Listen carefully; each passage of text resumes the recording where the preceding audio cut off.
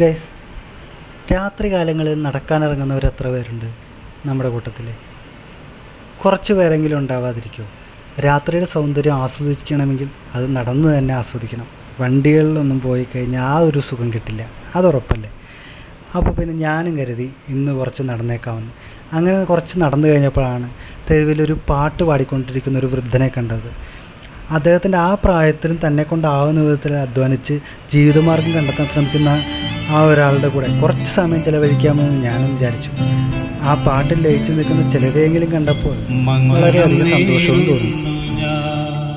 മനസ്വിനി മംഗളം നേരുന്നു ഞാൻ,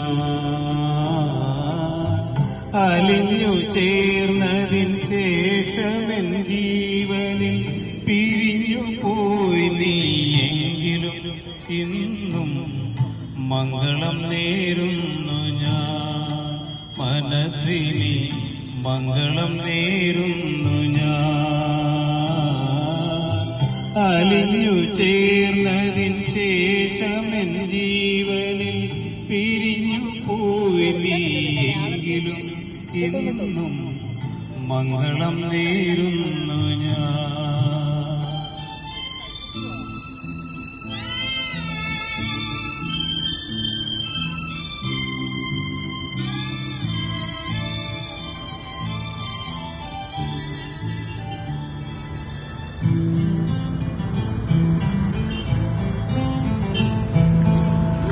എവിടെയാണെങ്കിലും നിന്റെ സങ്കൽപ്പങ്ങൾ ഏഴുവർണ്ണങ്ങളും വിടർത്തട്ടെ.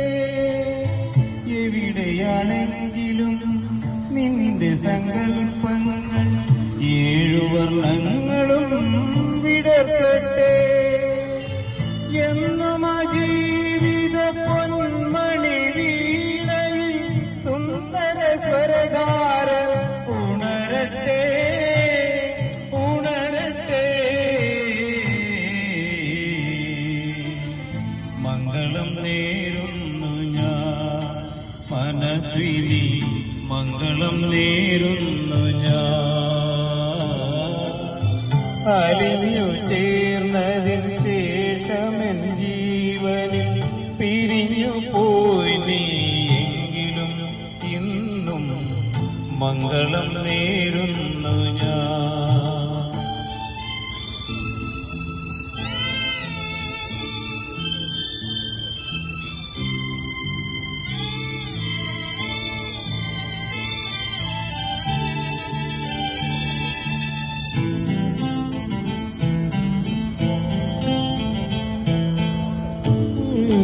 ദുഃഖത്തിൻ ചുടുനെടുവീർപ്പുകൾ നിൻ മുന്നിൽ തെന്നലായൊഴുകട്ടെ.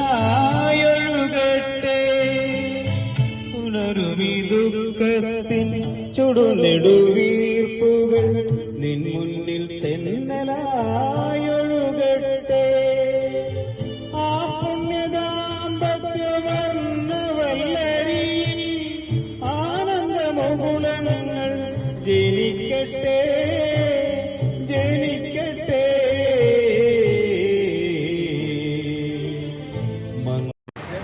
ഇപ്പോൾ നമ്മുടെ കൂടെ ഉള്ളത് രവി എന്ന് പറയുന്ന ഒരു ചേട്ടനാണ്.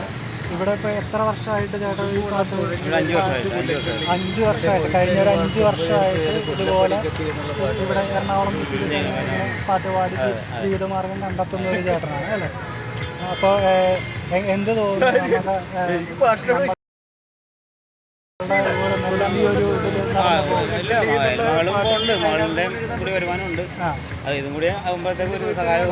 വീട്ടിലേക്ക് ഒരു സപ്പോർട്ട് എന്നുള്ളത് കഴിയുന്ന രീതിയിൽ നമ്മൾ ചെയ്യുന്നത്?